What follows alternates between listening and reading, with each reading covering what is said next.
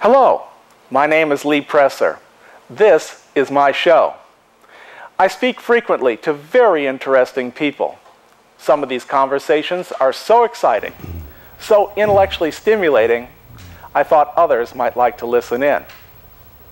This is the reason we started recording Conversation with Lee Presser. Welcome to Conversation with Lee Presser.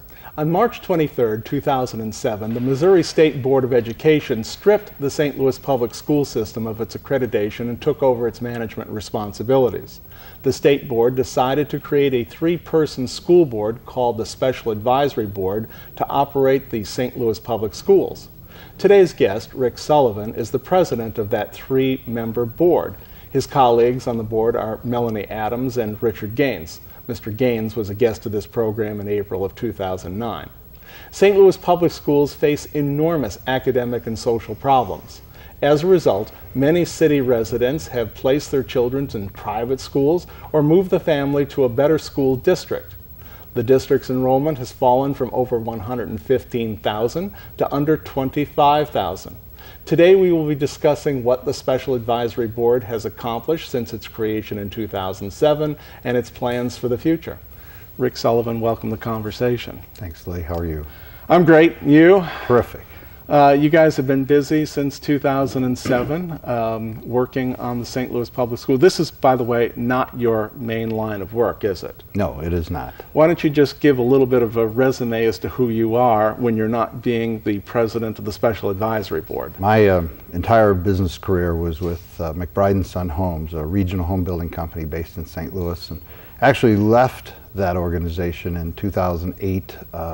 Really, the time had come. I hate to use the word retirement. There will be a second career for me somewhere down the road, but the school district responsibilities had become really nearly full-time at that point, so it was the right time for me to transition away from that, focus more time with St. Louis Public Schools, and somewhere down the road, as I say, there'll be a second business career, I'm sure. Mm-hmm.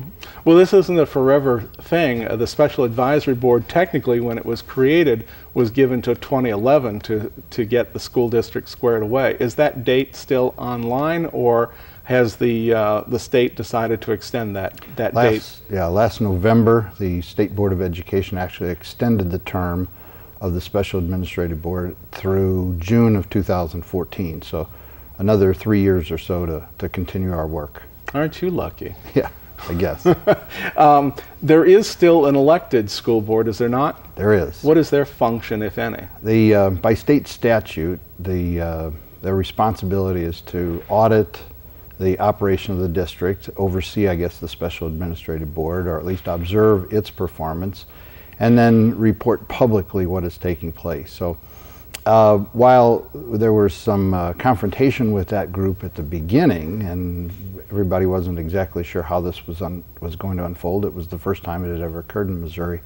There's been I think a working relationship between the elected board and the Special Administrative Board, trying to keep them informed. There are still elections for members of that board from time to time. As recently as this past November, there was an election. Right. Okay. Now I'd like to read something to you that was in today's Post-Dispatch. This was the, got to get these things out. Yeah. This is the second editorial in today's Post. Today being April the 26th, 2011. The district is above all a source of patronage, jobs, and a way station for political figures seeking other public jobs and political offices. He says children's education plays second fiddle. Now that doesn't apply to the St. Louis Public Schools, of which you are a member. That has to do with the East St. Louis. But I wanted you to comment on whether or not you thought that that description might somewhat apply to what had been the St. Louis Public Schools. Yeah, I don't know if I can address the past and what took place. I mean, I can assess what was there when we started in June 2007, and certainly that quote, that comment is not applicable today. I think one of the, well, I'll say in a year or so after this board started, probably it's, as people look back and determine what this board did right maybe what it didn't do right from time to time. One of the things at the top of the list is I think we found a terrific superintendent to bring into St. Louis, Dr. Kelvin Adams, who's done a terrific job since he started in November 2008. I think he's worked hard. He's a man who really understands education. His commitment to the kids is just beyond reproach. I really have enjoyed working with him. His style in dealing with people is outstanding. He's taken the time to assess every aspect of the school district and then has begun to really carefully, systematically make all the changes that need to be made to create a solid foundation. I mean, I think one of the things that negatively impacted St. Louis Public Schools for decades was this constant turnover of people. There was a constant change of leadership, there were a constant change in programs, the direction of the district, and that has really settled down significantly in the last 2 to 2.5 years. I think people understand we've created a long-range plan, we've identified a clear course of action, a good strategic plan for where the Special Administrative Board, as partners with Dr. Adams, wants to take St. Louis Public Schools, and I think we've got it moving in that direction today. Okay, moving in that direction. And I don't like bringing people in here and being critical of them when they're my guests. You know, when I bring them into my home, you don't embarrass people, so I don't. But I have to ask the question, when you say that things are moving in a positive direction, how is it that the school system still loses about half of the students who enter the system at one end before they get out at the other end? In other words, you have a dropout rate of around 50%. Your test scores are bad. I won't use any other word than that. And the State Board of Education is so concerned that you just said that they have extended your tenure of the Special Administrative Board for an additional 3 years. I think that's, most of that is a fair assessment, and I think that this board and Dr. Adams have looked with, I think, an objective point of view at where things stand. Again, it's one of the things that I have liked about Dr. Adams' approach. He doesn't mince his words, he doesn't gloss things over. He's called things the way he's seen it. So principals who have not been performing have been replaced. Teachers who are not getting the job done are either retrained or exited from the district. There were, I think, a total of 11 schools that were identified as just totally not performing and theoretically closed and reopened last year. At least 50% of the staff was replaced, many of the principals replaced in those schools. So again, a lot of work needed to be done just in the area of transportation, making sure that the buses worked properly. The meal system. Do you guys own your own buses, or is it contract? We do not. It's contracted. Okay. I think probably every school in the St. Louis metropolitan area contracts with outside service. Okay. So contracting with, in fact, just holding that bus service, that bus company, to the letter of their contract and demanding that they live up to it was one of the early things accomplished with the Special Administrative Board. There was a... That was a problem? Well, sad. You'd hate to think that that was the case, but there was a $1.7 million deduction from their bill because they had simply not performed the way they had indicated they would in their contract. So that, I think, is one of those issues that's behind us. We track it on a daily basis to be sure that at least 95% of our buses deliver students on time to the schools and then deliver them back home on time as well. So it's that kind of just basic information that gets tracked on a regular basis, in this case daily, and when there's a problem it gets fixed. Going back to the school, the education that goes on inside of the children's minds, which is the important place, not so much in the building, but what it is that they're learning or not learning. And it appears that many of them are simply not learning. Now, I've had Diane Borisoff, former superintendent, sitting right here in this chair a number of years ago when she was superintendent, and she talked to us about how some of these children are walking through war zones in order to get to their schools, that after school they have to go home to empty houses, sometimes with families that are completely dysfunctional or drug-induced problems with the family, not with the children. Is this the major problem that your students have? Is it the things that occur outside of the building, or is it the things that occur inside the building, why they're not retaining the information they need? I think one of the things that most people just don't really know or understand about St. Louis Public Schools is the wide range of schools.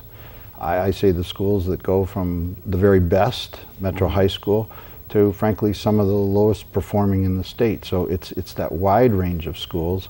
I yesterday met with 3 high school students, and they had just participated in a program where they actually visited other high schools. They were shocked at what they saw in terms of the dramatic differences from one school to the next. A young lady who was a 10th grader at Metro High School visited a different high school and was so surprised because so much of what takes place in her high school, which is a very successful, high-performing high school, was not taking place in the other high school that she visited. Can you describe what she saw, the differences?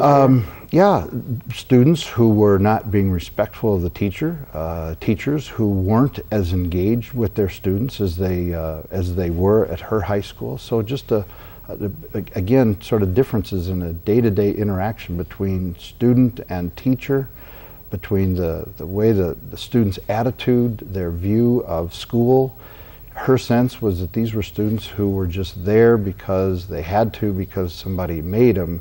It wasn't because they had long-term goals or objectives or really saw an opportunity for themselves in college or some other great life situation down the road. That's really what we're working at. We're working at making the good schools better, and the schools that really have challenges for a wide range of reasons. Maybe they need stronger leadership, maybe they need better teachers. Most of all, students that are really there to be educated, those are the things we're working on. And it does require us, in some cases, to bring social services to those students. Students who are asked to wear uniforms, and those uniforms might be a golf t-shirt, a golf shirt type and khaki pants. Pretty standard wear, but their families simply don't have the resources to provide that type of clothing for them. So there's a whole host of things that are done. I want to go back to something that we talked about just a few minutes ago, in which I said I really think the district is moving in the right direction. We carefully track the results in a whole range of things. For us, the measurement is primarily academic. There are a lot of things that need to be done, a lot of improvements that need to take place within the school district, but our focus was on improving academics, improving student achievement, and that's really how we were going to measure ourselves. That's the information we were going to share with the community. The state of Missouri is also active in that effort, and they measure academic performance as well. In every category that the state measures, over the last 3 years, there has been an increase. Students who are, by the information provided from us in conjunction with the state, shows that in each and every one of those categories that are measured, there has been improvement or increase in student achievement. So it's our way of measuring. The attendance has increased from about 87% to the low 90s. This year we may be close to 92%. So getting students in the classroom on a regular basis was a significant issue. I mean, they've got to be there if they're going to learn. You mentioned the dramatic decline in enrollment, and no question that that has taken place. But over the last several years, that decline, instead of being thousands of students, has been hundreds. And we hope that through a number of things we've got planned for this year, we might even turn that to an increase in enrollment in this coming school year. Well, the good news is, I mean, when you get to be as small as the district is now, it would seem to be much easier to deal with your issues than when you're dealing with 100 or 115,000 kids as opposed to under 25,000. It should, and I mean, there's those challenges that we talked about are still there, whether it's 25,000 or 100,000 students. Yes, there is. But hopefully it is a little bit easier with a fewer number of those students. Of course, now, when you have only 25,000 or less students, and you used to have 115,000 in the district, that means you don't need as many buildings. And I have noted, going back to that little piece of article that I read to you, that there had been considerable arguments about closing school buildings, despite the fact that there weren't hardly enough students to man these buildings. And I could not understand for the life of me why it became so important to some of these parents and those protesters that that they protect that they protect jobs of janitors and others who are no longer needed by the district. Lee, I don't think it was really so much an issue of jobs. In many cases, people saw the school as a center of the community, and the idea of that school being closed, of it not being a part of their community, was a blow to their community. They didn't want to see a big vacant building. They wanted to know that their kids were 2 or 4 blocks or a half a mile away, not across town. So I think it was much more an issue of that and what that school meant to each and every community in the city, not a matter of job protection. I see. And have the parents and those others who were disturbed by this come to the realization that you can't afford to have all these buildings anymore? Lee, I think a big part of that is communicating with stakeholders. We've made sure that we've had a public process each time we've made one of these decisions. The budget is up for review right now. There will be a public forum to talk about that. Many of the initiatives that Dr. Adams is going to put in place next year, several public forums held in which people can come, learn, make comments. And the matter surrounding school closures has been a part of that process as well. When we needed to, we've done everything we can to communicate, make sure people understand this is why it was happening. I think two of the things the Special Administrative Board has done, one over a year ago, was to put in place enrollment criteria that said if a school falls below this level of enrollment over a certain period of time, it will be closed. So people had some warning. People could impact that. If they were concerned, they could be partners with us in increasing enrollment in the schools. Just at our last board meeting, we have passed a similar kind of criteria, but it's based on academics. It's really based on a whole host of things, but it includes academics. And if a certain school cannot advance, or let's say falls behind in its academic performance, if simply students aren't learning, grades aren't getting better, test scores aren't getting better, that school is subject to being closed as well. So I think we've got twofold criteria. One is enrollment, attendance, and the other is academic performance. So that if the schools aren't performing in those areas, they are likely to be closed. Let's move over to a different topic of the charter schools. There have been in the newspapers, as a matter of fact, Mayor Slay was a guest here last week and had a discussion. Among the things that he talked about were the St. Louis public schools and charter schools, and I noticed that since he was here, he's been very active in talking about charter schools. There's an article from, I believe it was yesterday, the 25th of April. There's a paragraph here I just wanted you to comment on. The mayor's increasingly active engagement in attracting strong charter schools to St. Louis has put him at odds at times with the school district officials who are working to revive their struggling school system. Is that true? No.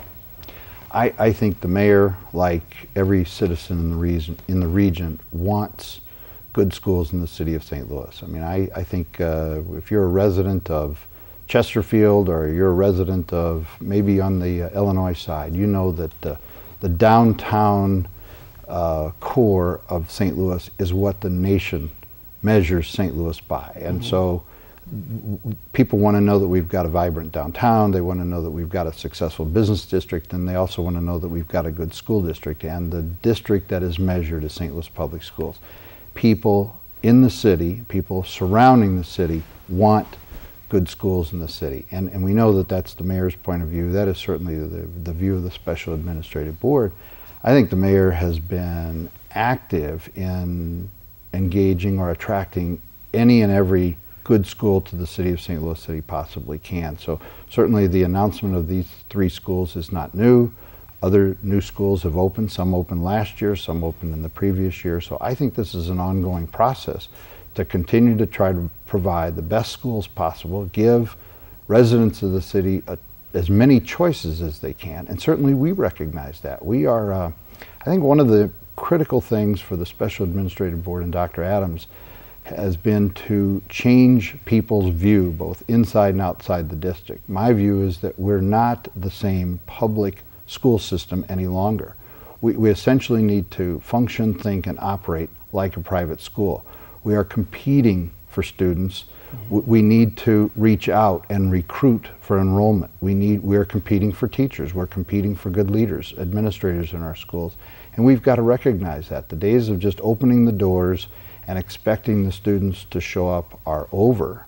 And we've, I think, taken a lot of steps to, we've initiated something this year in which we're asking parents to indicate their intent to return. We're inviting them right now in the spring to bring their student back next year. If they're in the 4th grade this year, we're welcoming and inviting their student to be back next year in the 5th grade, and making sure that we've got all the data, all the information, everything, to place that student in the right location next year, welcome them back when school starts in August.